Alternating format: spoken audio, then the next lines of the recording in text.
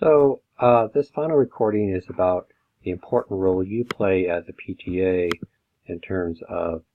modeling good health care and um, taking every precaution you can to prevent the spread of infection. We're referring primarily about your role as a PTA. Certainly traveling in terms of taking trips when you're sick is a very bad idea, and wearing a simple mask on your face when you have an infection and are coughing is not going to be enough to prevent droplets from getting airborne. So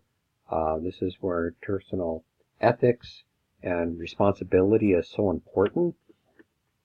especially when you are knowing that the public has many immune compromised people, as we talked earlier about. For example, my cousin's partner who has autoimmune disease, lupus in his case, and just how if you were in the same flight, for example, of that person and you're coughing and something is going airborne, even though you're wearing a mask and trying to practice good, really good hygiene for that matter, airborne mucus or droplets can actually be quite serious and deadly to somebody with a compromised immune system. So we do want to do the minimal that we can, such as washing our hands, which is the best way to prevent infection, and covering our mouth and nose, not with your hands, but with a sleeve as you can, using personal protective equipment, performing just really good techniques of disinfecting and getting rid of supplies that carry potential pathogens,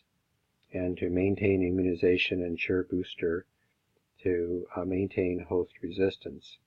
And it's certainly not to put yourself out there and think, well, I've had the flu shot, so I'm not going to get sick. Well, the flu virus this year, the flu virus is constantly evolving. It is a virus, and so new forms of the flu are developing all the time, and what you got immunized for in September is not a guarantee that you won't get the flu come October, November, December, in January and February, when the flu virus is, in many cases, getting to epidemic proportions. But you can be responsible and prevent bringing that infection into the clinic as a PTA and staying home when you are fighting an infection, when you are